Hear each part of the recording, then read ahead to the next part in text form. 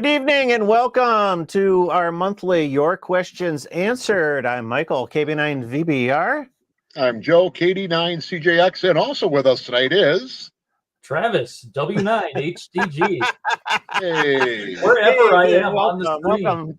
Thanks, Travis. it's hard, you know. I think you're over here, or maybe you're. I don't know. It's like Hollywood Squares here tonight, so we need we need the Hollywood Squares center. We need what's his face? I can't remember his name. In the center square. So. Oh my Lord! I remember the real flamboyant one, right? The real flamboyant, yes. Lynn was his last name. John Lynn? No. Maybe. Oh Lord! Yeah, something like that. It's been 30 years since I've seen Hollywood Squares.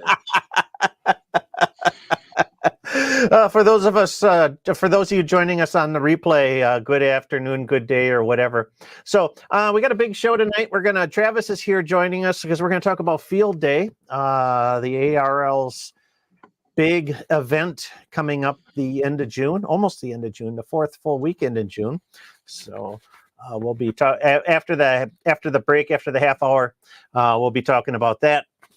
We got a giveaway tonight, so stick around for that. At about the half hour mark, we'll tell you how you can enter to win, or we're going to be giving away Ham Radio Dude's end-fed half-wave antenna this evening. This is the kit I did a review on a month or so ago, and when I did the review, they promptly ran out of stock, but the dude's got plenty more where this came from, so we're going to give one away tonight. So stick around for that.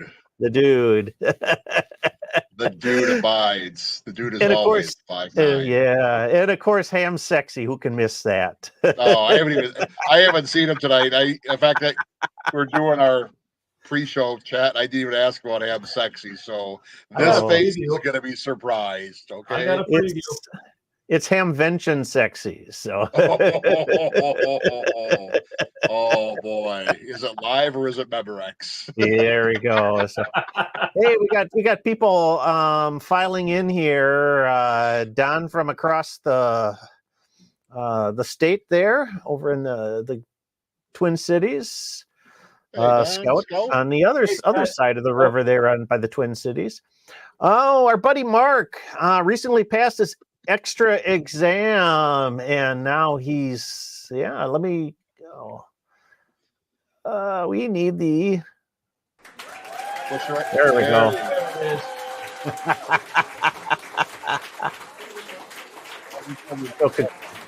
Congratulations. Now the real learning begins. That's what he said to me too. He said that to me too. Why does this keep on repeating? Because we're celebrating that the real learning can begin. Yeah. Michael's just learning how to use live streams. Yes. I got a new doohickey today. See, now I can cue stuff up. Holy smokes. We're in trouble, Joe. You're like guinea pigs tonight, right? So that reminds me of a funny story. So that's a little touch screen, it looks like, right? Yeah, with buttons on it. So okay, so back, this is going on 20 plus years ago. I worked at a radio station, and we had one of the first touch screen mixing consoles. Oh no. Okay, so you can see how this goes, but it was really sensitive. So when I was live, sometimes, your P's and your Q's and some of the other things, a little comes out, right? Right. Oh, I thought you were eating live chicken over the air or something. Right. Well, sometimes that happened too, or a donut, things like that. But so you had to be really careful, because you could easily knock yourself off the air or start a CD or hit a bumper or something. It got really bad after a while. I was sick and tired of the damn thing. Just give me a real console. So, gee. So what you're saying, Joe, is Michael could knock himself off the air tonight, and then we're in charge. There we go. No, I think he's probably smart enough, doesn't put it directly in front of his face. Yeah.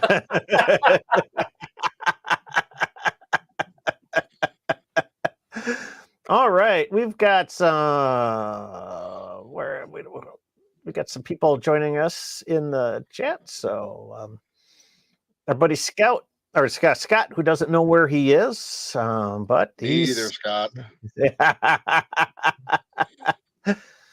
Oh, John, from our buddy from north of the border. 45's asking Fleet Farm or Farm and Fleet. Oh, that's them's fighting words. Yeah. Fleet Farm for me. Fleet Farm. Yeah, I'm not real happy with Fleet Farm lately, guys. Like, quality of stuff has just been kind of going. Bleh. Yeah, I don't really have a Farm and Fleet nearby to like compensate for that. So I went to the one in Rhinelander maybe a year ago, like looking for one thing, and like it was a real nice. It was clean, it was brand new, but I don't know if it was any better. I don't know. Yeah. I've been to the one in Rhinelander a couple of times, and I don't know. Right. So, anyways, well, yeah, that's Fleet Farm, Farm and Fleet. I think it's 6 of one, half dozen of the other now. Yeah, it probably is. It probably is. So. We need a Fleet Farm in Hawaii. Yes, you do. Yes.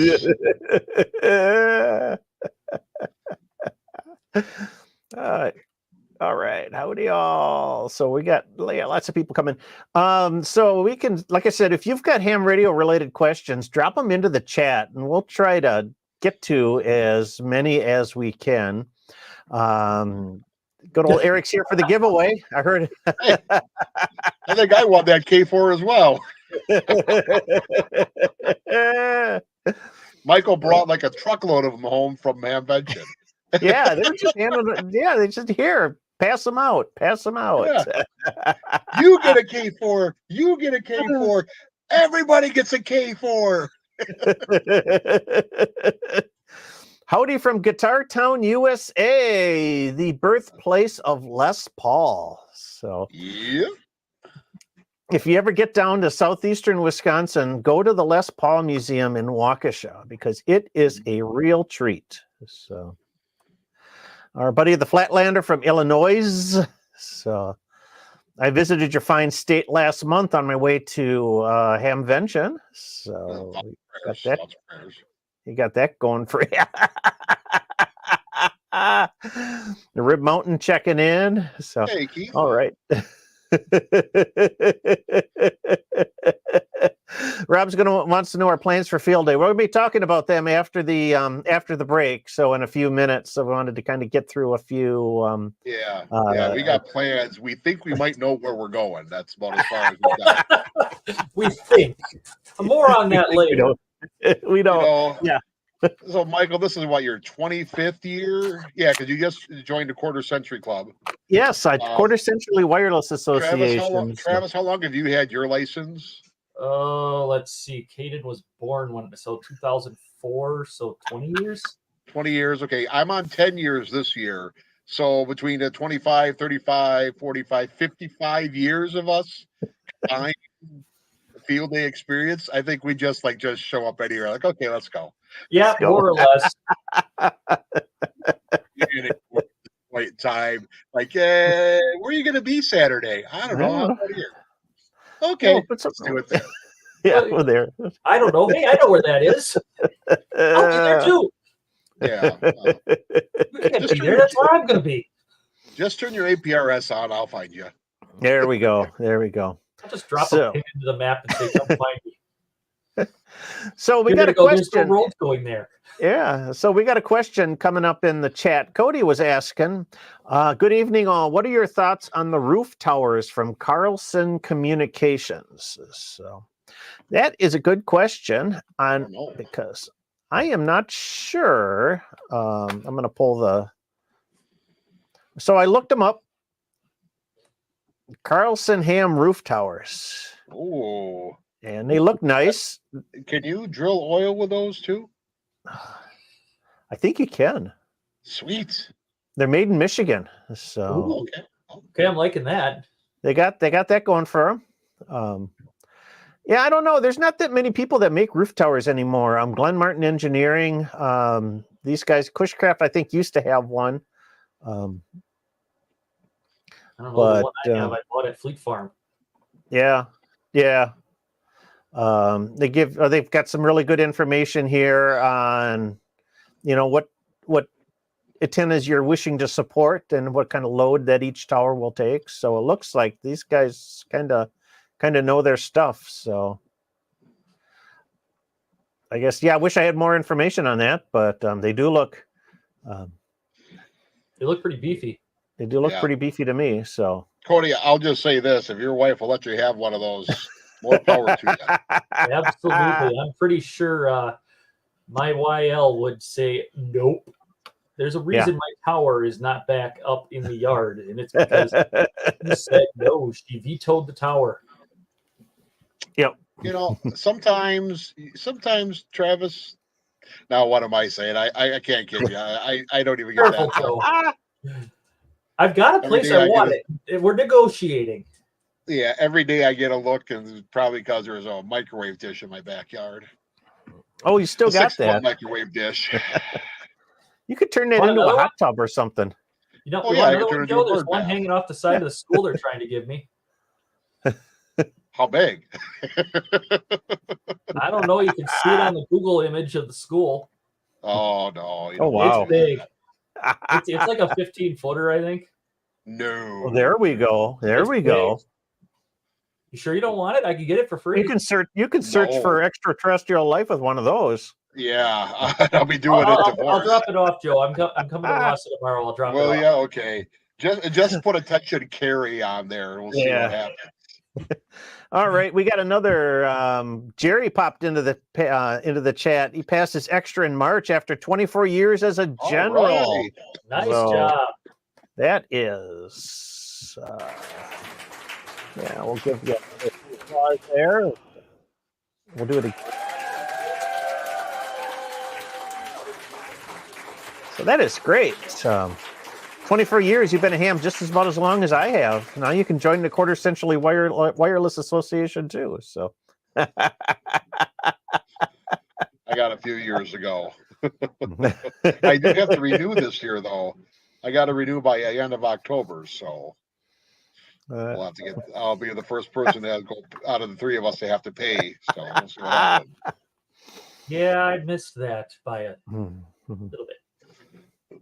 Well, so we got a James. I believe he was at our camp out last year, but he just drove through Brunei Island State Park today to check out his spot that he has reserved for the 2024 Wisconsin POTA camp out. And he says, nice park. So, yeah, hopefully it's not underwater by the time we get there. We were there. I was camping there Memorial Day weekend, and it was beautiful. So the river's a little high. But it's not over its banks. It's not over its banks by any means. So it just seems like every day we get a half inch or inch of rain right now. Oh, it's crazy. It is crazy. I don't think we're in a drought situation anymore. That's for sure. So no, I think earlier in the month or maybe end of last month they said that the drought is officially done in all of Wisconsin now. Mm-hmm. Yeah. So, yeah, the ham radio campout's going to be October 4th, 5th, and 6th, Brunei Island State Park in western Wisconsin. It's just north of Chippewa Falls. I checked the map, the reservations last week, and I think there is one available site left in the campground. Otherwise, it is booked up solid. If you haven't booked anything right now, you got to make sure you sign up for notifications if there's a cancellation. Yeah, sign up on the reservation page. You can sign up for notifications for that weekend because I know there's going to be cancellations. Last year we had cancellations up at the last minute, and also you might be able to, if you're like tenting, maybe you can buddy up with somebody too. Well, as we get through the summer here, I'll be telling people how you can do that, how you can connect with other participants if you want to buddy up or something like that. Which sites are we on, Michael? I think we were on 62 and 63. It's the only double site in the park, in the non-electric loop. So, okay. And I think that's 62, 63. 62 and 63 are on opposite sides of the road, so I'm guessing not. Well, then it must be 61 and 63. Who knows? Oh boy. Now we're really confused, guys. It could be 61. What I signed up for. Yeah. Not too worried about it. It's about as far of a tow for me to go to Chippewa Falls as it is to go to, well, about twice as far to Chippewa Falls as where we were last year. Is it? It's Chippewa Falls is about 90 minutes. Yeah, it was about now. Yeah, you said keep it under that 90-minute window, and actually, it's a little north of Chippewa Falls, so it's probably only 70 minutes. Well, Minocqua was only about 45. Well, from school, Minocqua was about 60. Yeah.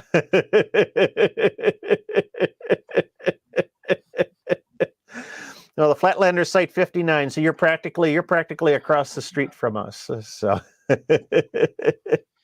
get some band pass. Yep, you're going to want band pass filters. That's for sure. So. Absolutely. Mm-hmm. Oh, wait a minute. Why don't I have any reservations here? Did I make a reservation, or did I say I was going to come in with one of you guys? You're gonna camp with us. Yeah. Okay. Michael took right so that we've got the big camper and the teardrop. You're the camper. You're sleeping in the teardrop, Joe. Oh, that's going to be real tight. Especially if Christine's in there. The three of us, it's just not going to work. No, Michael, it's not going to work. You can sleep in the big camper. It's not going to work. That's not going to work. You can sleep in the big camper, Joe. Oh, boy. So we'll have more. Where you bring teal bacon? Oh, come on, guys. I'm sorry that I have a life, you know. We'll have more information in July. Well, I got a video that's going to be coming out in July on the camp out and what to expect and things like that. So look forward to that. Yeah, one thing that we can expect is Buffalo Trace. Yep.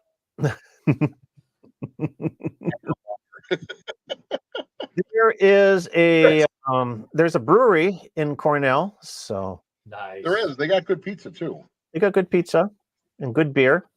So there's a grocery store and gas station, so you can get plenty of liquor if you need it there, Joe. You mean operator? Whoa, hey! What are you saying? Joe needs lubricant. Yeah. I first of all, plan ahead, but come on. No, I don't need you guys. Screw you guys, I'm going home. Yep. All right. Just a reminder, everybody, we're going to be giving away one of these antennas at the 7:30 hour. So just kind of stay around for that, and I'll tell you how you can win the antenna. All right. Yep. We're gonna sleep in shifts. So there we go. No.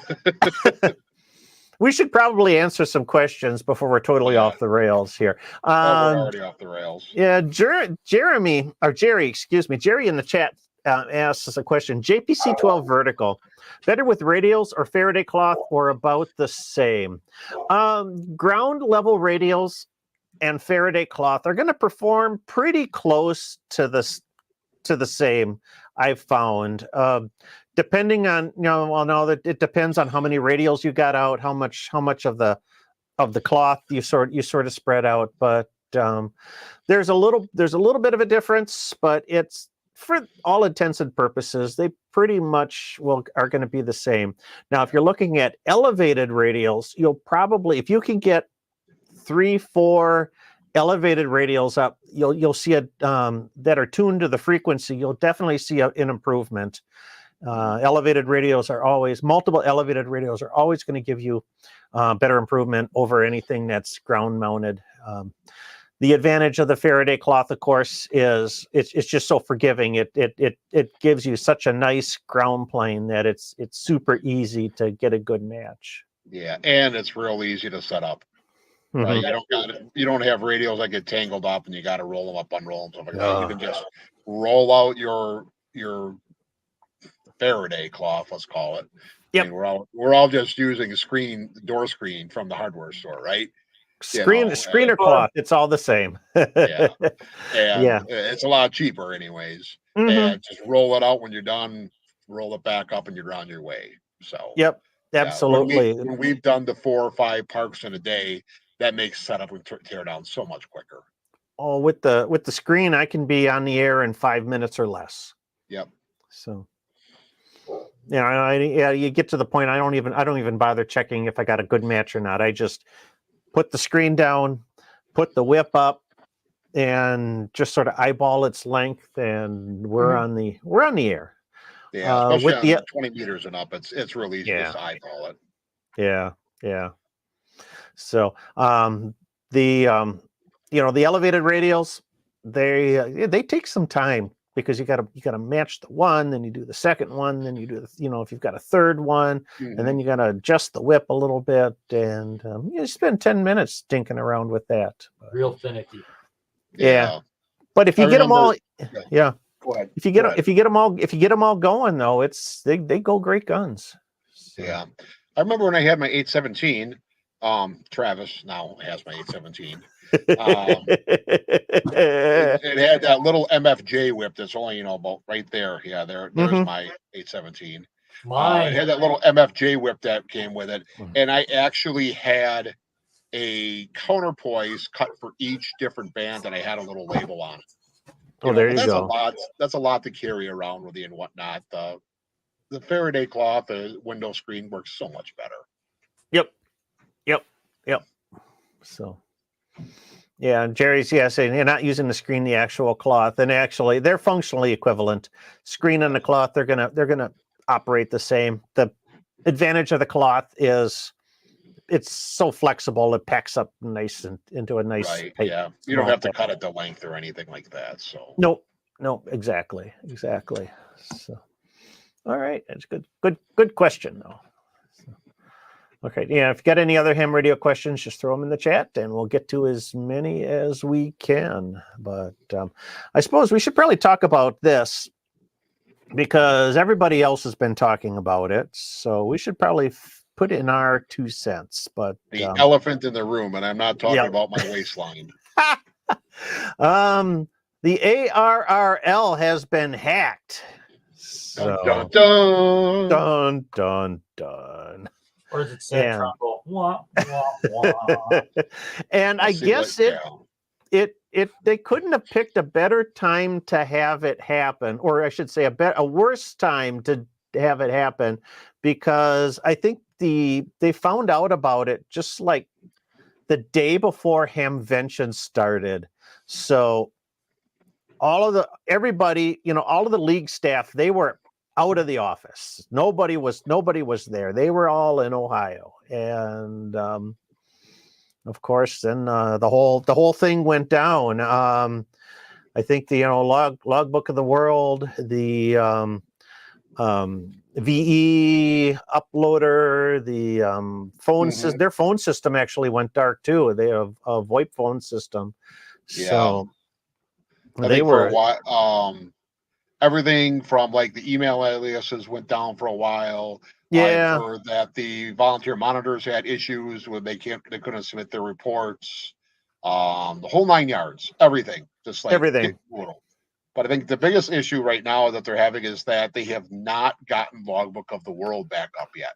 Yes, all of their other systems came back to life. They're now submitting license applications to the FCC for grants. I think the store is running again. None of the membership data was compromised, which is good. They're getting out like the ARRL letter. You can get to the different parts of the website and whatnot. But Logbook of the World is still dark. So that's going to be a concern for some people, especially the wallpaper hunters. That's what they were using. That's what they've been told to use for 20 years now. And if that's not there, then I think that some people are going to have some serious complaints. Yep. Oh yeah. So I wanted to comment on Travis. I think your feedback in there, Travis. Sorry. Yeah, I just turned off my ringtone. My loon was going off.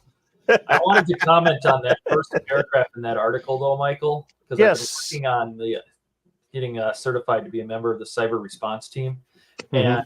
and what they are doing in terms of being very conservative in their communications is exactly what they should be doing. Yes. They need, and I want to stress that, because the first thing you hear is everybody says, "Oh, they should be completely transparent to tell us what happened." They're still trying to figure it out. They Yeah. are parsing logs. They are going system by system, going through trying to figure out what happened, how it happened, and they're not going to bring systems back online until it is safe to do so, because it's just going to get infected again. Absolutely. So, yeah. I want to Right. make it. I really wanted to focus on that first paragraph. Yes, people believe that there should be open communications, and at some point there will be an after action report. Hmm. But until this is completely done, until this incident is actually resolved, they can't talk about it. Yeah. Yeah. I mean, and what we have to understand here is that this is a criminal offense, not on the ARRL part. Let's No. be honest. Someone here committed a felony. All right. So absolutely. and it's a federal felony, because I'm more likely the FBI is sitting in Newington right now helping out the lead. Oh, it's a big, at this point it's a big forensic case. They're so going to have to they can't say dissect anything. everything. So Yeah, there's a federal investigation going on with this, more than likely. So I guarantee you, CERT is involved. yeah. 100%. So we just gotta hold on tight, and hopefully there's a backup of logbook of the world, and we'll get that up and running, and everyone will be back to normal sometime in the Hopefully. future. Yeah. Kevin discovered it the day he left for Xenia on May 16th. I think that's about when. Ooh. Yeah, I would say. I think I emailed headquarters, a staffer, for my presentation that I was going to give, and she never received my message. So fortunately I had my slides with me, so that wasn't an issue. Jerry says it's not unusual for threat agents to pick a bad time. So I'm sure that anybody that was looking to compromise the league's systems probably knew the best time to do it when they were. What are you saying? CQ Magazine planned this all? I'm not throwing anyone under the bus there. That was just a joke. Probably it's probably like some dilettantes, from way back from 73 magazine, that never surrender. I'm sure they're still on they're on 7200 every night around 6 o'clock, probably. No, let's be honest. If you're one of those on 7200 at 6 o'clock at night, you don't have the intelligence to do a cyber attack. I said it. Yeah. Yep.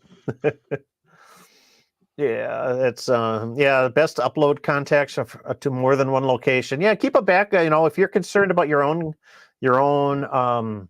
log, make sure you keep your own local copy, or keep it in a second source. I know a lot of people upload their logs to Logbook of the World, and also QRZ for contact sharing. So that's absolutely not a bad idea. They're not going to be able to comment until required cyber controls are in place. So it's going to be a while until we know what all happened, and we're just going to have to live with that. So unsolicited offers to help with cybersecurity. Yeah, I mean, come on, Travis, stop bugging them. I just built a firewall today. I figured they needed it. No, we built your firewall one brick at a time. Oh, I know. It's cities, municipalities are a rich target for cyber hacking, and my gosh, I don't know how many tens of thousands of dollars we spend annually in order to protect and harden our systems. Well, that's what got me started on the CRT stuff. Schools are a huge target as well. Or we had a local school district that got hit this last year, DC Everest. Yep. So it's Mid-State Technical College got hit a few years ago, and they had no classes for a week. Yeah. So it's these guys need, and I think we all kind of know where a lot of these guys are coming from. They're not inside the United States because they never get busted. But these people need to go away. Something needs to be done. Yes, they do. Absolutely. So that's crazy, but yeah, hopefully they'll get it. Hopefully everything will be up and running. I'd hate to see, the day after Logbook of the World is back online, all of these DXs are just going to swamp the system getting their logs uploaded. Server. Yeah. This would be a bad time to have a DX expedition someplace, right? Right. 20,000 contacts just sitting there, and everyone's like, "Oh, Yeah. Did you get me? Did you get me?" What are you gonna upload? What are you gonna upload? I can't.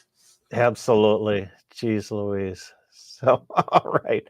Hey, well, okay, we're gonna give this thing away in a couple minutes, but first, I'm gonna talk about something that's really important, and that is our patrons, the people that keep the wheels rolling on our crazy train here at Ham Radio Q&A, and that's our patrons. Like I said, we got some new ones on the friends and our supporter level. Our new supporters from this last month include Jeff McFarlane and Synergy Spine.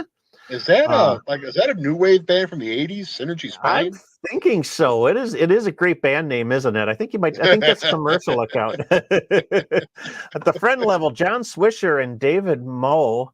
And of course, our top of the line here, associate producers, John, Michael, Lyle, Michael, Randy, Bill, Dave, W4PHO, Josh, Larry, Rand, Ken, Brian, Ron, Joel, Cliff, Mark, and Tim. Thank you so much for your continued support.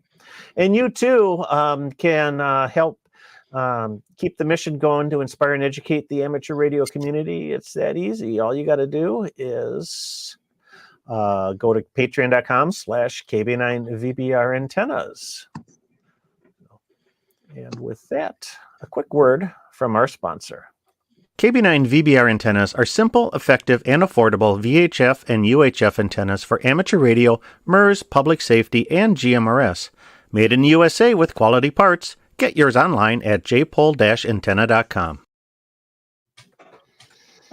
All right, so quality parts from the quality parts. It's quality parts. Hey, those connectors. I use Amphenol brand UHF connectors. So it's those are top of the line.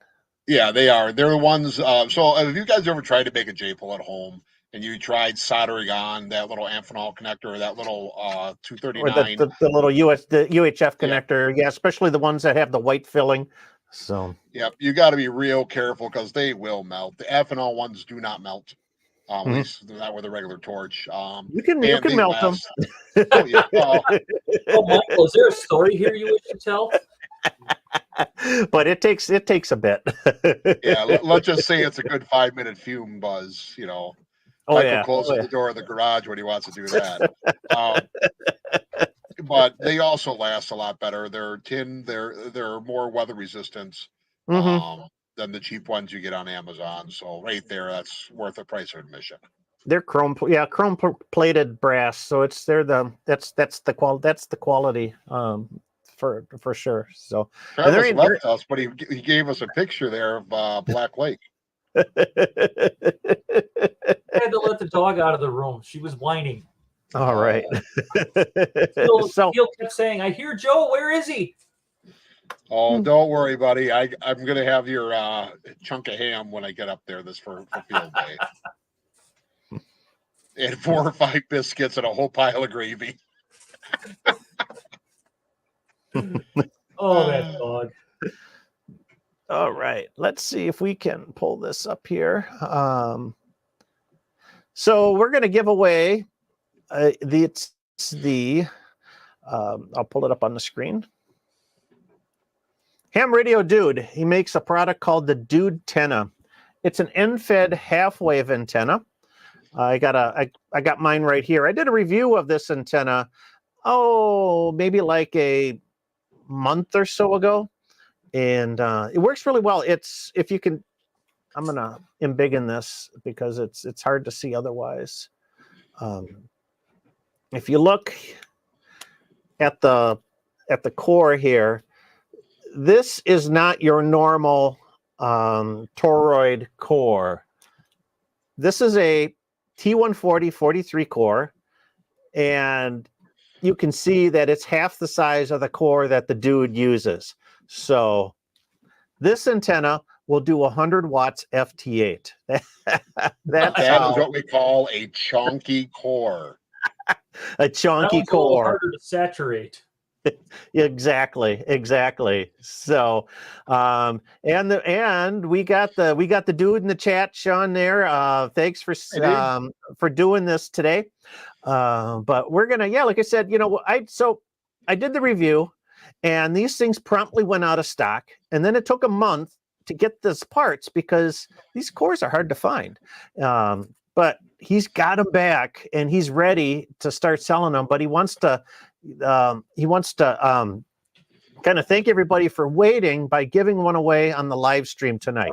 So this is what you're going to have to do in order to win these, because you're going to want, if you want a dude tenna, you're going to have to put in the into the chat hashtag dude tenna. Let me throw that on the screen here quickly. Win and wave comment.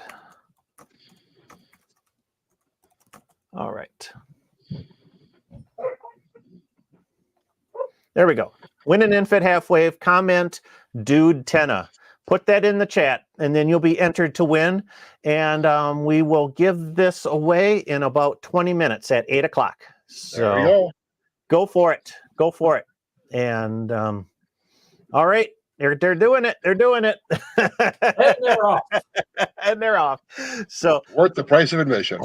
Absolutely. So while that's going on, let's talk about so I got a message from somebody today, and that or not today, a couple weeks ago. Daryl says manual tuners are getting harder to find, especially the cute little ones, and that's a big problem. With MFJ, they're closing down. They'll have supplies as long as their inventory lasts, but they're not making stuff anymore. And MFJ was probably the number one, seller of manual antenna tuners. So why would we want a manual antenna tuner, and why is this a big problem? Yes. Basically, it's that, you want the thing that you can do with, you can do things with a manual tuner that you can't with an auto tuners. And number one, it's range. Your auto tuners probably, if you've got an external auto tuner, they'll probably do up to a 9-to-1 match. With one of these manual tuners, you can go higher and much higher than that, probably 20-to-1 or even more, depending on the level of inductance that's built into it. So. Yeah, so I don't know what he means by the cute little ones. I haven't seen a Hello Kitty one in quite some time. They're pink. But I think he's talking like the little MFJ portable VersaTuner ones. He's talking about the little QRP ones, yeah. Yeah, and I have one that's like an MFJ one that's good for 100 watts with the cross needle meter on it.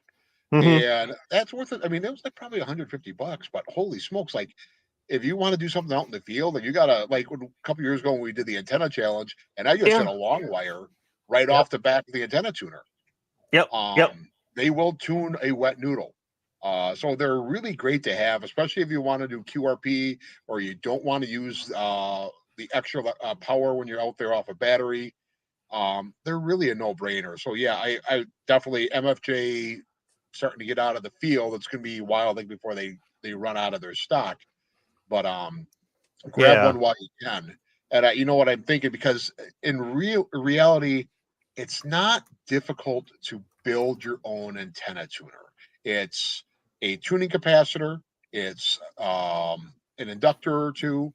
It's 2 tuning capacitors, an inductor, and a little bit of soldering. And I think a lot of them have a balun as well. So it's not something. It's not something that is terribly difficult to make. So No. I'm wondering if the community is going to start building or putting kits together, much like a ham radio dude with the antennas, and if they're going to start seeing some of that pop up more and more now. Yeah. Absolutely, and that's you bring up a very important point with manual tuners. Is a lot of them, the bigger ones, will have open wire feed points on them. Mm-hmm. So whereas with an auto tuner, you might need to get a 4-to-1 transformer for open wire feed. That's built into the it's built right into the manual tuners. So. Right. Yeah, definitely. In fact, if I turn around here, yes, right here. So here's my MFJ portable tuner. There you go. Now that I'm out of focus, perfect. But on the back here, transmitter, antenna. There's 2 terminals here for open wire. Yep. Like 600 ohm ladder line, and then there's a single terminal here that is just for a long wire, and that's what I used a couple years ago for the antenna challenge. Yeah. But again, $150 for one of these. If you find them at a hamfest for $50, grab it. That's all I got to say. Absolutely. Yeah. So, 45 just says, I bought my MFJ 949E manual tuner just a few days ago. So it's you grab them while you can. That is like the gold standard of barefoot antenna tuners. It'll do up to 300 watts. That's it. And MFG made tuners that would handle full legal limit, and that's a hard thing to find with a lot of these auto tuners on the market. Yeah, I do have a Versa tuner here. One of these days when I get up the 811 running, the Versa tuner is going to go with that, and that's a full legal limit 1500 watt tuner. But I got to rebuild the amplifier one of these days. When you have time, right, Joe? What's that? When you have time, right? When he has time. Yeah, I know. Tell me about it. After this show is over tonight, I got to go to work. So Yeah, tonight. It's Kevin's got a problem with auto tuners, even with 2-to-1 SWR. My MFJ Versa tuner is great. So they'll tune just about anything. A lot of times, an auto tuner will give up at about 1.5 to 1 because it found the match and doesn't feel like it wants to go any deeper. So it's with a manual tuner, you can definitely get deeper, better match. Of course, remember, Rob says, 2-to-1 isn't bad. No. Resident antennas don't need manual tuners. That is absolutely true. Right. So, right. But, you're going to use a tuner on an antenna that's a multiple band antenna. Is what you're going to do. Multi-band antennas, non-resonant antennas, problem child antennas. So. Antennas at Travis's house. Hey, you know what? I actually hooked that Balun back up and went back to the NFED instead of using the SGC. I got tired of waiting for it to tune. There we go. Yeah. So, I mean, STG is they're probably one of the best antenna tuners out there. Way better than the MFJ automatic ones. Probably better than LDG. LDGs are good, but I love my LDG. That SGC will tune anything. Yeah. They will tune anything, including 2 wet noodles strung together with spider silk. You could tune a guardrail on the side of the highway with one of those. Yes, the thing's amazing, but it is finicky. Yeah. I did notice that. That's why I went back to the NFED. It's finicky, and I just didn't feel like messing with it when I had the Balun built, and I just had to put a new radiator on it. Yeah. Yeah. Yes, it's still up there. I just not using it at the moment. That MFG stuff's going to go for more than the list price soon. So yeah, buy MFG antenna tuner, get a free K4 with every purchase, right? There you go. Or you buy the MFG antenna tuner now and then sell it for a trade. No low ballers. I know what I got. Yeah, no low ball. Joe, you're gonna be able to trade that MFJ tuner for a 2x4 soon. Pretty much.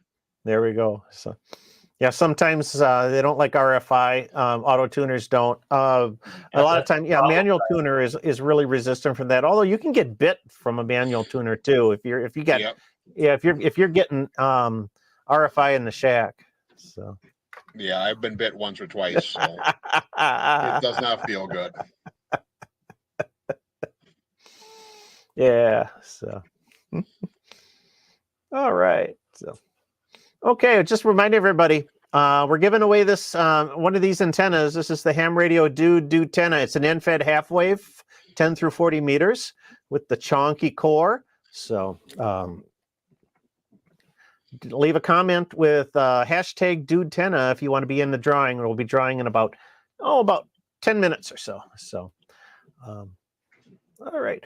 Let's talk about field day, because I think now is the perfect time to while we're people are yeah.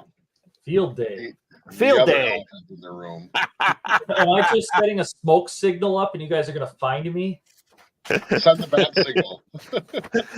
So Friday night, put the light in there, and it will be like, ham radio operators, assemble. Field Day is the fourth full weekend in June. This year, it's going to be June 22nd and 23rd. I'd say close to 15,000 people participate in that event every yeyear. It's big. It's got to be the world's largest on-the-air event that happens on an annual basis. So it's just insane the number of stations that get on the air. And I know my first field day, my first ham radio experience was field day. So it's where I really got on the air, and they sit you in front of that HF radio and you got no clue what you're doing, but all of a sudden you don't want to leave at the end of the day. Right? So many buttons, so little time. Yeah, absolutely. So it's fun. I enjoy field day, and I love doing it. I've did it with our club for many years. Now I'm kind of the last couple of years. The three of us have been getting together. Well, not Joe for the last 2 years, but Hey, we poured one out for you every year. Yeah, we do. We do. Sure. After you run it through your kidneys. I will neither confirm nor deny. Absolutely. So, and it's location for us is going to be a bit of a tenuous situation. I know if you look at Travis's background there, that's where we would normally be going. You might also notice there's some dirt piles. There's some dirt piles there. So the Forest Service closed Black Lake in October. And that's the campground you post at. Correct. Yeah. And it's not a permanent closure, but they're doing a lot of renovations. And the official opening for Black Lake is July 1. Now, I've been talking to my supervisor and everything else, and because of the amount of work that needs to be done, once the paving is done, I should be able to get in there so that I can start mowing and getting things ready to go. And I said, hey, we do the radio thing every year. Wasn't going to go into explaining field day much beyond that. Is it okay if my buddies come out, and assuming the paving is done and the contracting officer is okay with it, we will be allowed into Black Lake probably the evening of the 21st. All right. Perfect. A lot of balls in the air on that one. All this rain is not helping. Supposedly the paving company was going to pave this week. I'm going to go out there and look again this weekend if I get a chance and see, but right now it's kind of up in the air. Black Lake is up in the air. Now we do have a couple alternative locations that are still in the footprint of ELF. ELF Project ELF is our extremely low frequency transmitter site. So yes, up in the national forest. So I tried to get us permission to actually go behind the gate into ELF. We've wanted to do that for years. We could still backpack in there if we want and do a day use of that spot for free. So that is one option we have, is we could camp somewhere in the vicinity and then make a day trip in, and POTA style, right from where the military base was. So that would be one option. And we've wanted to do that for a while, but every year I've gone out there in advance, the grass has been as tall as my knees and the bugs have been bigger than me. So don't know if that's our best option. Option two, there's a place just a little bit north of Clam Lake called Job Corps. It's an old Job Corps site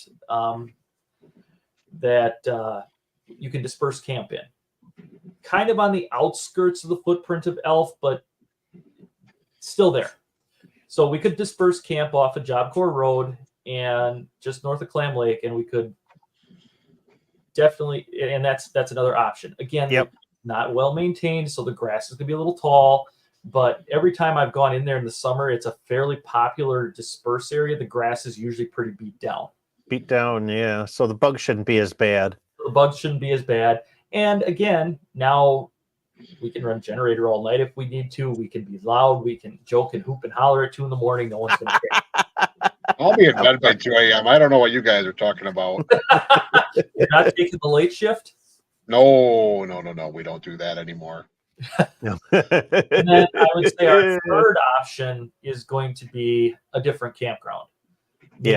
Namely Day Lake Campground, although East Twin would be another possibility, but Day Lake is probably going to be easier because there's advantages to being a Forest Service host. There's always sites available at Day Lake, so especially if you're a Forest Service host.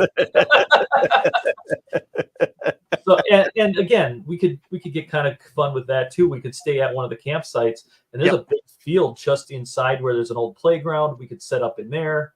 I mean, we don't have to at Day Lake. We don't have to operate from the site. We could. No. There's some other, big opening areas that we could use. So really, it's kind of all dependent on Mother Nature and what she's going to let us do. Yeah.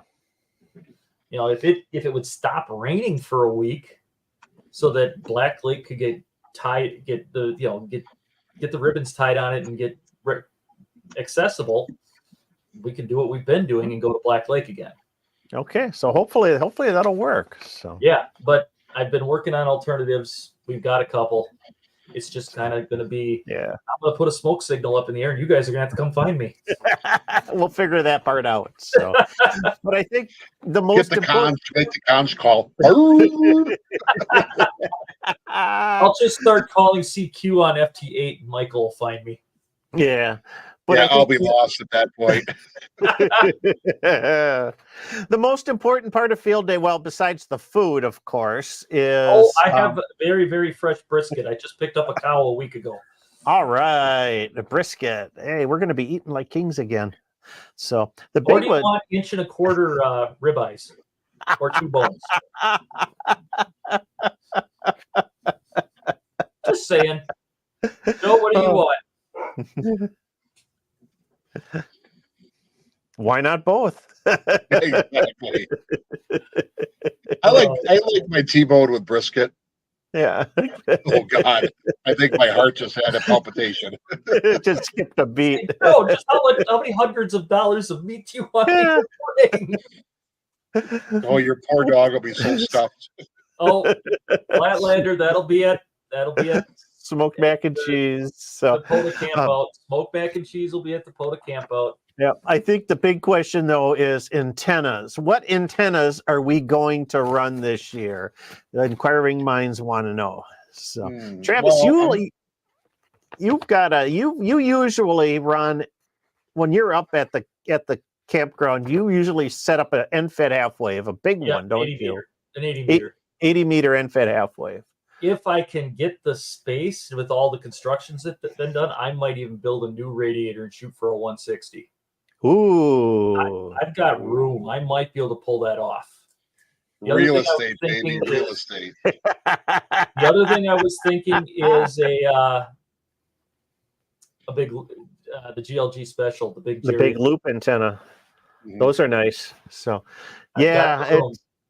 You said 160 meter bands. I was thinking I got that remote antenna tuner. I could get a 133 feet of wire or something like that, and I could certainly get 160 meters out of a non-resonant antenna with that remote tuner. So the only question is are we going to be up late enough in order to make 160 meters work?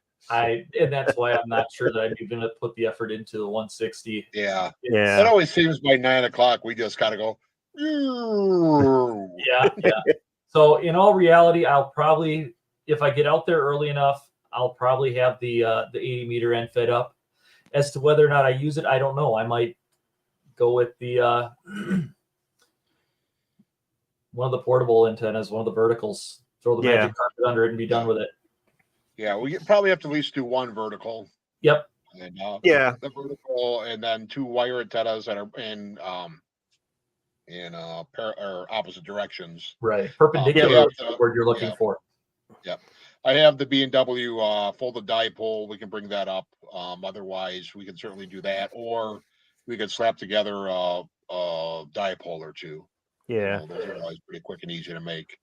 Well, I got the 6 meter Moxon. I finished that up, so we'll use that for 6. I'm not going to bother with the 15 meter one. I think if we've got wire in the air, we'll be good. Yeah. With that. As long as the sun doesn't decide to throw a couple of X-class flares at us. Well, if it does, then 6 should be alive. Right, we'll be set. Yeah, yeah, because Mike it'll be making contacts. Joe and I are going to be. Because that you and I will be holding that Moxon up is what's going to happen. that skip will be red hot. It'll be red hot. So 6 VHF for the rescue. So there we go.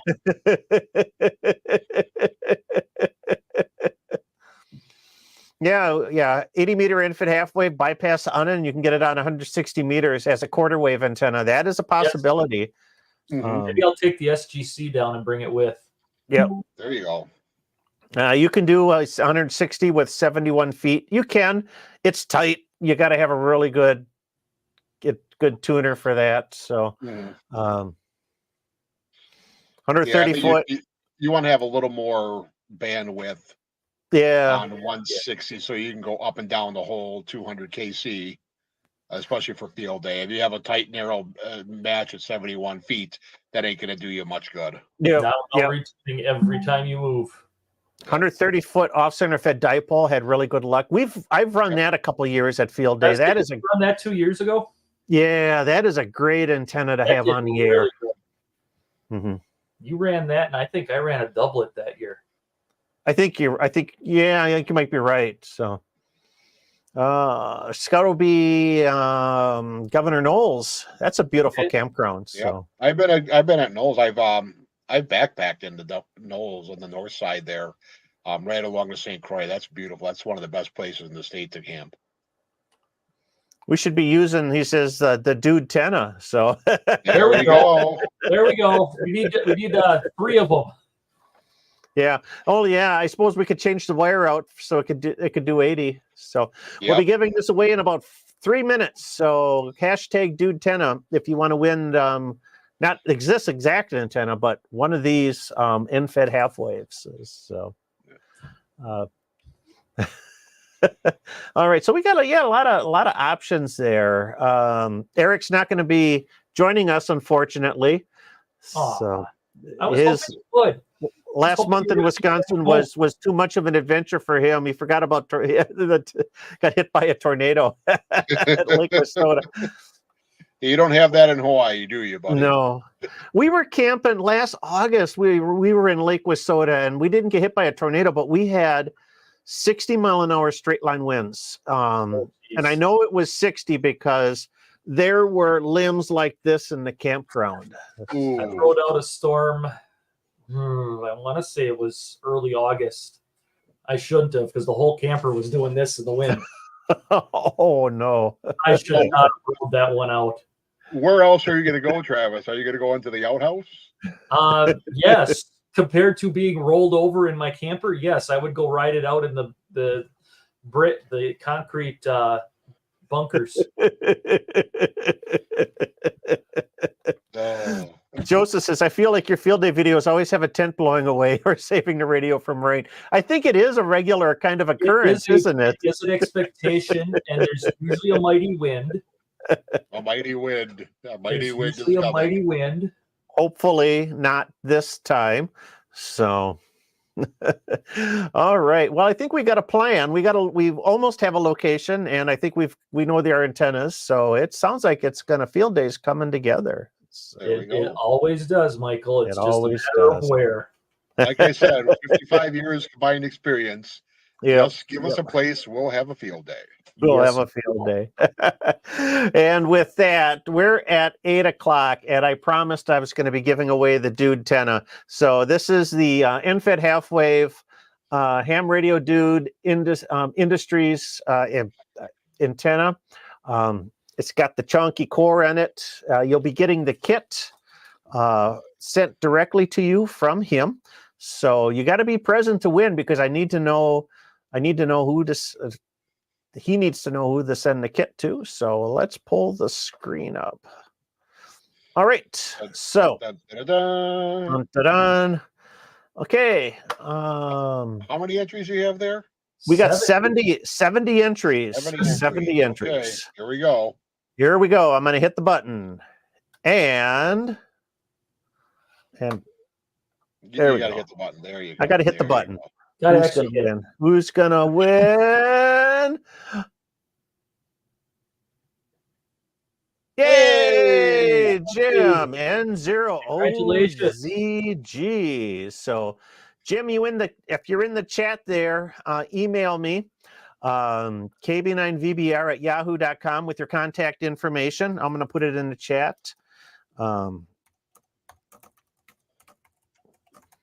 There we go.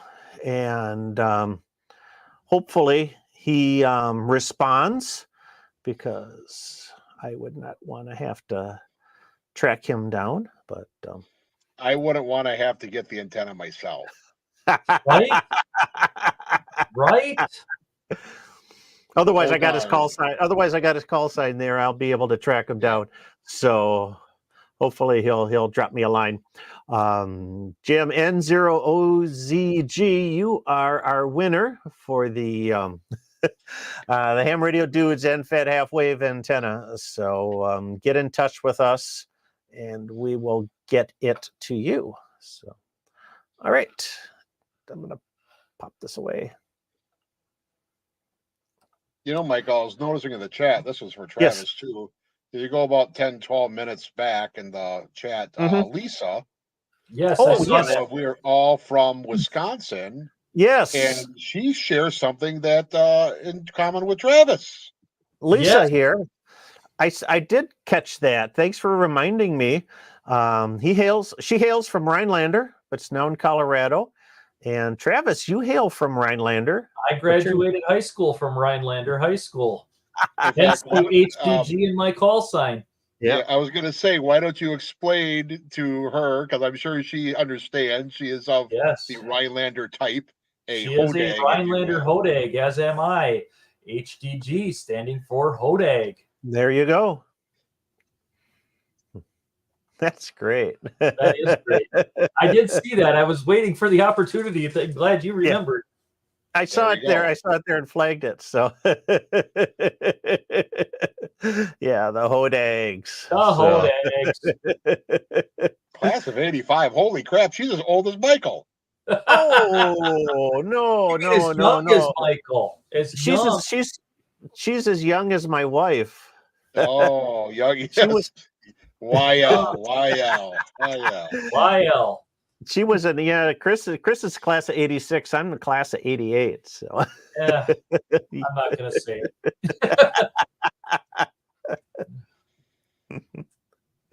Class of 85. Right. I'm class of 99.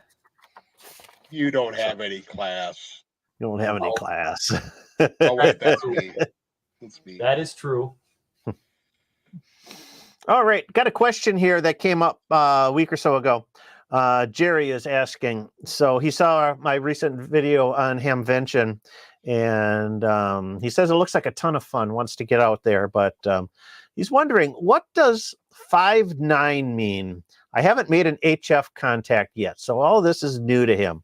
So, Jerry, let's talk about 5.9 and signal reports. That's a loaded question. We're all 5'9" here. Say again. What was that? Say it again. You're 5'9". You're 5'9". Hold on. I didn't quite get your call. You came up. You're 5'9". Absolutely. So, we give signal. So, for all of the new hams out there, when we're on the air, we'll give you a signal report because your people are going to want to know, how you are receiving them, and we use 2 different sets of numbers, or 3 numbers if you're talking about CW. But we're going to talk about voice or phone operations. So, we've got 2 numbers. One is a subjective number based on how we feel the signal sounds like, and the other one is an objective number based on the meter reading on our transceiver. So our first number, the 5, it's a scale from 1 to 5. 5 meaning perfectly readable and understandable, beautiful audio, to 1, which means I think there was a whisper out there, but I don't. 20 minutes to dig it out. I don't know for sure. Or it was a signal with poor audio quality. Maybe there was some kind of technical issue with that. That's our subjective. We're saying that you got a beautiful signal, you're a 5. You got a terrible signal, you're a 1. That's our subjective evaluation of your signal. Now the objective number, that's our second one, the 9 in our 5.9, and that is based on the signal strength readers, on signal strength meter on your transceiver. If you look at the needle, it's moving from 1, it's 9, and then it has 10 plus, 20 plus, 60 plus, whatever. So we typically tell you what we see the S meter reading is telling us on our transceiver. So that kind of gives them sort of an objective value of how you're being received. So when I say 5.9, beautiful clear signal, full strength on the meter, you are good to go. If I tell you you're 5.5, it's a great signal, but you're only half scale on my meter. If I say you're 3.3, you got your meter, my meter may not be moving, and there is a lot of noise to your signal. Maybe it's because of atmospheric conditions, bad propagation, QRM, adjacent signals, or something like that. Something is really, there's some type of interference, either natural or man-made, or your signal is just very weak and unreadable. So that's kind of how we sort of scale things. Now the fun part. Don't take it as an insult if you're 3.3. You still made the contact. No, that's absolutely. It's not a bad thing to be a 3.3. It's absolutely not. It's because we're just telling you how we perceive that signal in objective and subjective members, and it's good to know that. If you're understandable or not understandable, if you're weak or perfectly copyable, if you're pegging the meter or if you're not, because that tells the other person how their maybe how their antenna is functioning, how propagation is functioning, how they are maybe you are just in that perfect skip zone, or maybe you're out of the skip zone, and some sort of RFI garbling your audio. You don't know it because everybody's 5.9 in the context. So never take a bad signal report as an insult. It doesn't. It's nothing. It's just we're telling you how we perceive your signal to be, and so that's a really important consideration. But now we're in the contest. And you're 5.9, and the station asks, "Can you repeat your call sign again?" You're 5.9. Everybody is 5.9 in the contest, regardless of how you sound, and that is just the shorthand of taking. That's just the way it is. That's just the way it is. That's because we've got to exchange call signs and signal reports. And when you're in a contest, you want to make as many contacts as you want in as short amount of time as you can. And I'm not going to piddle around with signal reports. You're 5'9", so just take it at that. Yeah. So now that being said, if I'm running a pile up and somebody says, "Hey, can I get a real signal report?" I will take the 2 seconds to give a honest. If I'm doing POTA, I'm giving you a real signal report. If I'm running a contest, you're 5'9" in the contest until somebody asks me. Or you're 5'9" until proven otherwise. Until somebody asks otherwise. And I don't contest a lot, so it's it's a game that I begrudgingly play because I prefer to give honest signal reports, but I get that nobody's got time for that in a contest. Yeah. Yep, absolutely. So, and Don here says, our RST, readability, signal strength, and CW is tone. Readability is, so that's our subjective. And then signal strength is our objective value. And then tone, I mentioned 3 numbers for CW, and that is it's the tone. How does your tone sound over the air? Is it strong? Is it warbly? Is it messed up somehow? Is it whoop up and down or things like that? Those are all things that might be indicative to an issue with your transmitter. So it's good to know how your tone is being perceived, and that's that third value from 1 to 9. And, well, the other thing to consider in a contest is you may have to repeat your call 3-4 times to get heard over everybody else that's calling as well. It may not, that 5'9" might be legit.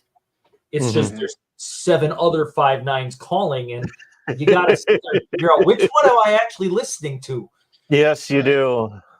Remember, field day is much like whose line is it anyways, where the signal reports are made up and the points don't matter. Right? Yeah. I thought the signal report was made up and the points do matter. No.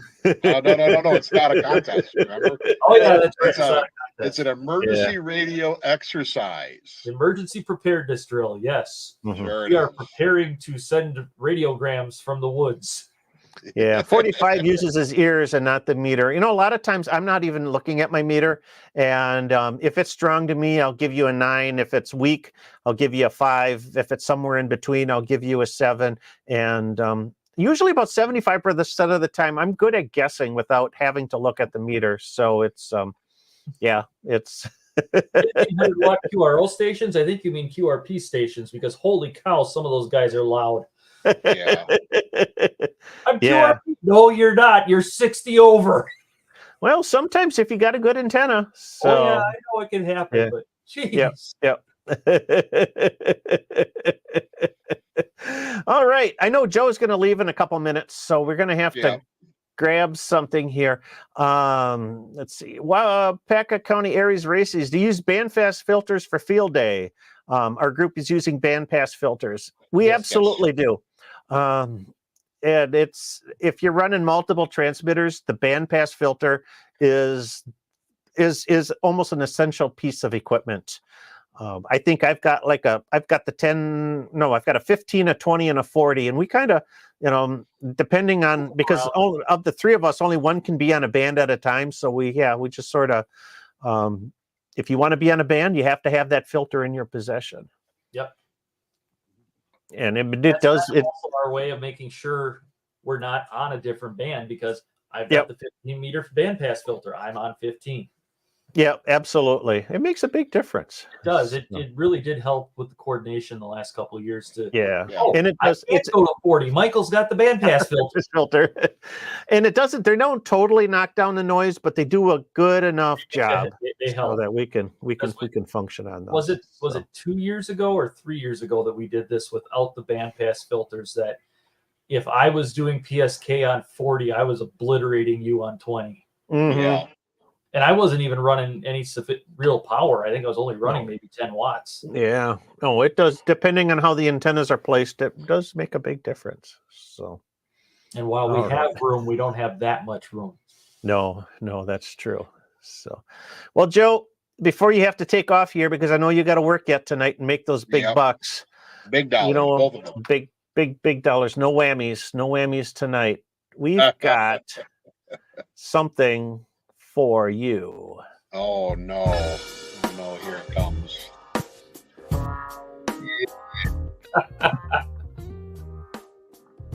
Oh, but only fans for hand.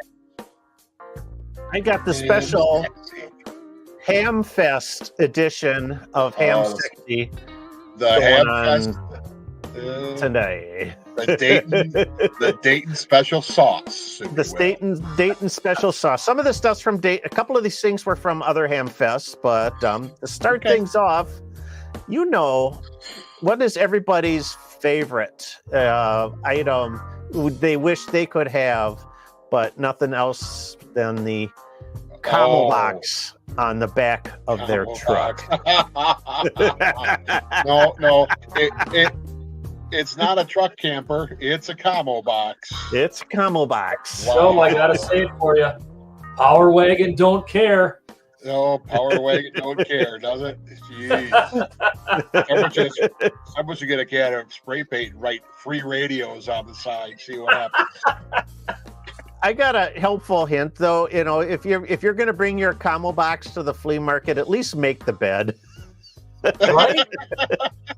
Right? Oh Lord. But the question is, who did it better? This guy or this guy? Oh, that's a Ooh. Camo van. Holy I smokes. like that. Oh, There's my new photo rig. Land Rover. yeah. God, look at that pneumatic mast on the I was side. gonna say that thing's got a pneumatic vest and everything. Holy, I bet you it's got an air compressor too inside. Holy Probably. Oh, That's definitely my new photo rig. I'm sure That's it's got got onboard. air. I'm sure it's got onboard air, so you can adjust the bags and reduce the pressure of the tires. So yeah, you can travel the high That's- desert with that. That's crazy right there. That's $100,000 rig. Easy. At least. Easy. All right. And for some reason, I've got a plethora of Priuses. So we've got Poor Q-Pine from the Sunshine State there. You know, if you think he's got a lot on the roof, you know, he's. Oh my God! Really? But look at the cable organization. You know, he's got cable Yeah. management going there. Yeah, but how do they get into the vehicle? Is what I want to know. I don't want to know. You don't want to I don't know. Oh my God!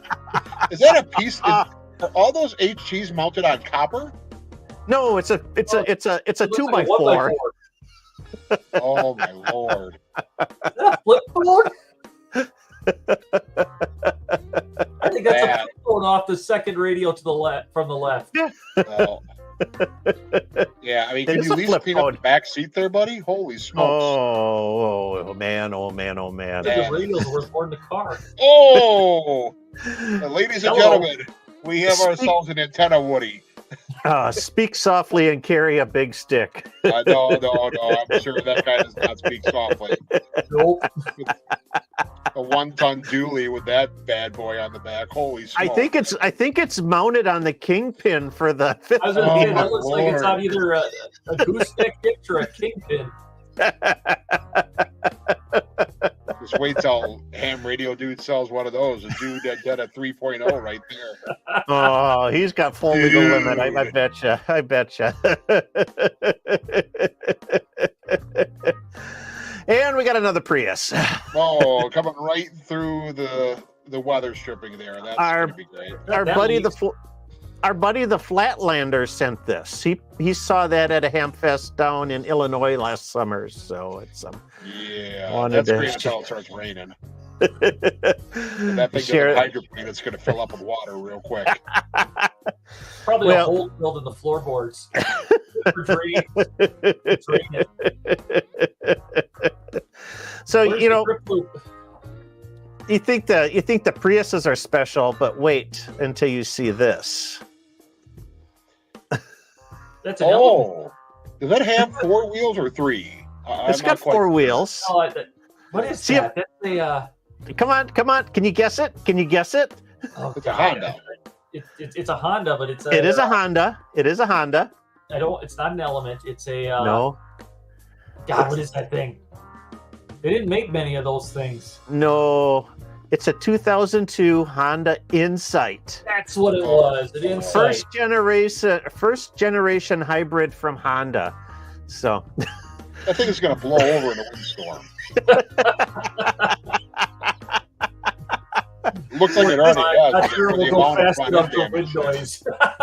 this guy popped into our campsite in when we were at Cedar Creek State Park.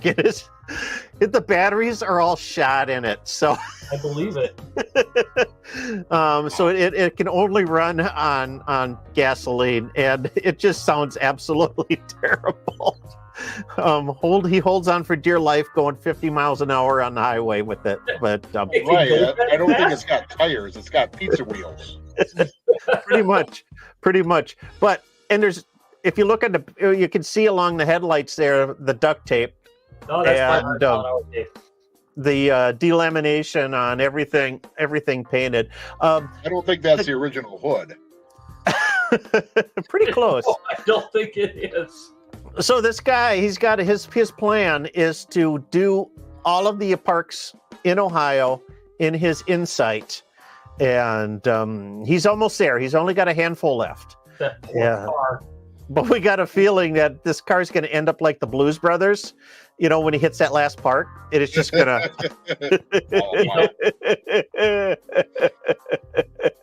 Where the Ohio State Police chasing him.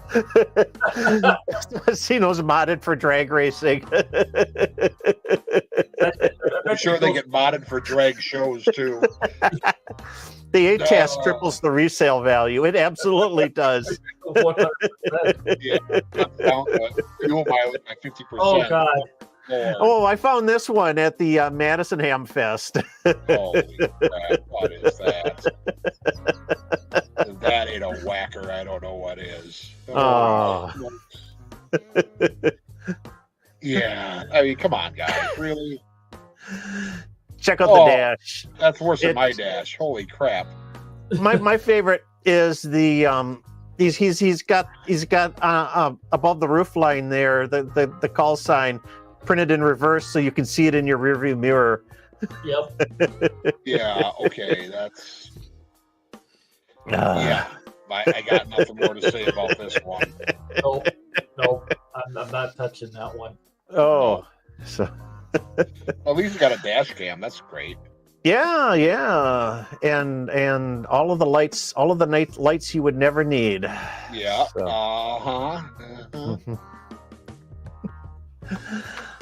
All right. Well, if you've got something Hamsexy you want to share, email it to me at this station, and we will.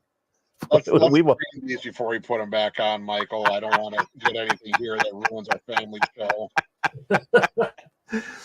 We will share it. We will share it with the hive mind there. So one light bar is not enough.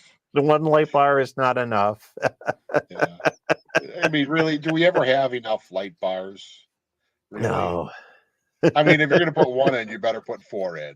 Just to make If you're sure. going to do 4, you might as well do 16. For 16. Right. You better have the undercar LEDs too. Yeah. That thing isn't lit up like Ecto 1, then in Ghostbusters 2. Yep, you gotta have the dot matrix sign. Yep. Believe you. We believe. We're back. So. All right, guys. Well, I have to peel out for the night. I appreciate everyone. Have a good night, Joe. Now, we better have one more quick discussion, though. Yes. Next first Thursday of the month is July 4th. July 4th. Yes. So, are we having a show that month? The next month? You know what? I was thinking about this, and maybe what we can do is, Joe and I, maybe we can pre-record something, and then we'll just run it on Independence Day, because I'm sure we'll be out watching fireworks or something.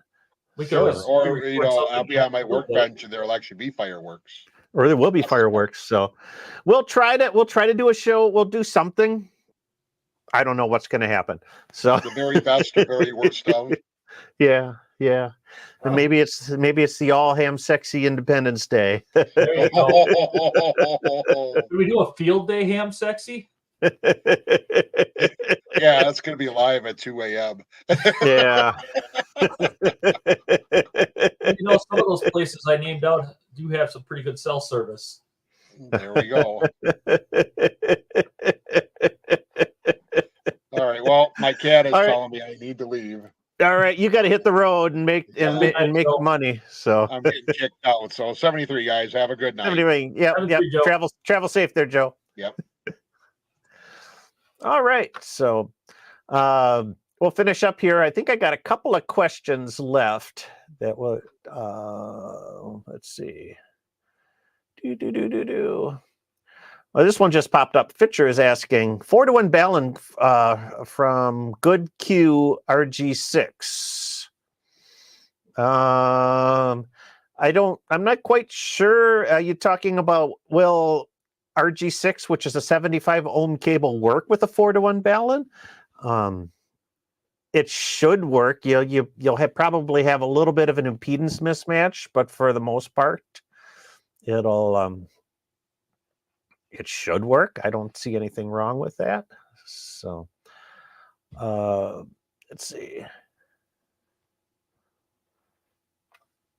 Christopher's asking, hello from North Texas. I have two VHF UHF antennas 56 feet apart horizontally. I have a pole I want to put up in the middle for a UHF 24 watt DMR node. Will there be any issues that you can think of? That is a good question. Usually you can run into interference between your VHF and your UHF antennas if they're transmitting at the same time. The good news is that there's a way in which you can kind of figure out. Let me see if I can find the formulas here. I remember vertical separations actually. Yeah, I'm looking up. Yeah, I'm talking to Peter Builder antenna separation. See if I can find.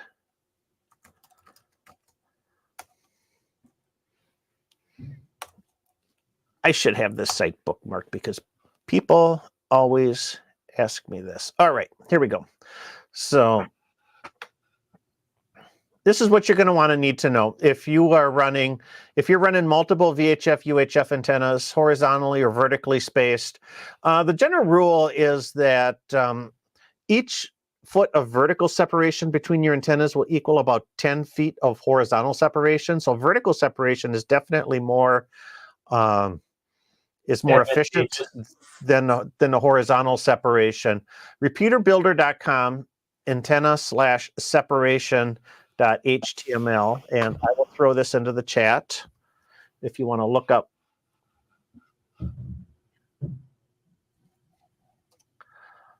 Okay. And that should go. All right. So if you scroll down on this article here, you can see these charts, isolation versus antenna separation. And you will see with the VHF antenna, if you want to maintain about 30 dB of isolation between the two, you're gonna need to do that's vertically separated at least 7-8 feet. For horizontal separation with a VHF antenna, if you want to maintain 30 dB of isolation, you're going to want to be about 30 dB. I can't read the logarithm. About 50 feet, and that's where you were going with. They were 56 feet apart horizontally. So since UHF is a different way, doesn't require as much separation as the VHF signals are. So you shouldn't, if the UHF antenna is 25 feet away from your VHF antennas horizontally, it should be all right. Yep, you'll have well over 30 dB of isolation between those. So according to my horizontal separation chart. So you should be good. You'll be in good shape. So all right.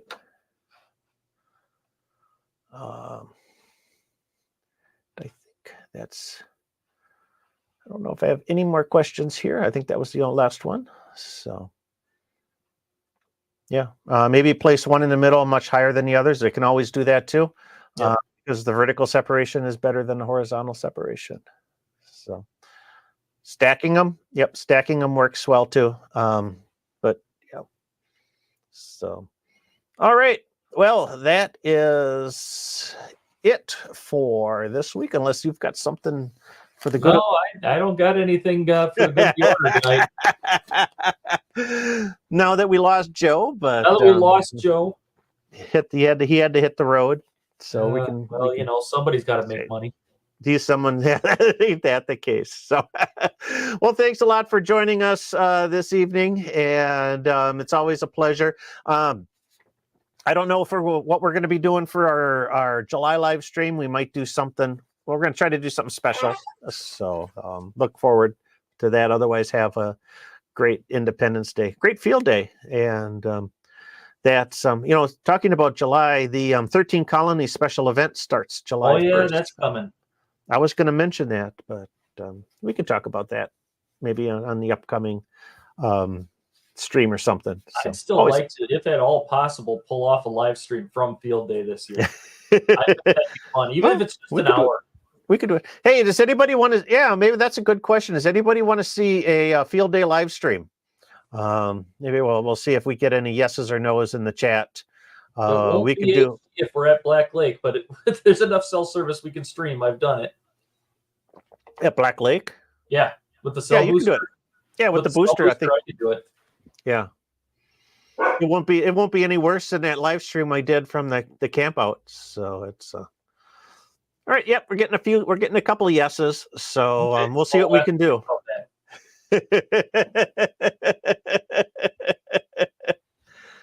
Good deal. So, well, that's it. We'll try to plan a live stream from field day of some sort. So maybe not the first hour, but maybe we can do something in the afternoon or when things slow down or we're getting ready to eat or something. Yeah, maybe we could. Yeah, maybe around the dinner time. Maybe we can have somebody on the air or chatting or make everybody wish for smell-o-vision with the brisket.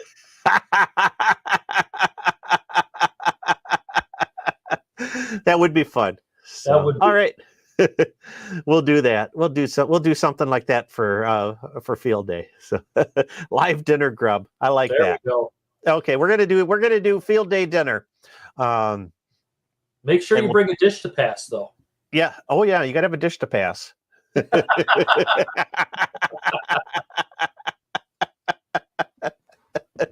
then we can be a little more chatty and then just being on the air. So, okay. Well, that settles it. So we will see everybody next month. And thanks for joining us on the stream this evening. It was a lot of fun, and thanks for coming in on today, Travis. Glad I was able to. Yeah, always love this because it sounds like your schedule is going to be a lot more crazy coming up. I have no idea what my world is going to look like this summer. You, as a teacher, you always hope for time off, but it sounds but you never know what's you never know. You never know what's going to happen. So. All right. Well, thanks a lot. We'll see you next month. You have a great day. Michael, KV9 VBR. I'm Travis, W9HDG. Yeah, have a good evening and 7-3. 7-3, everyone. Yes.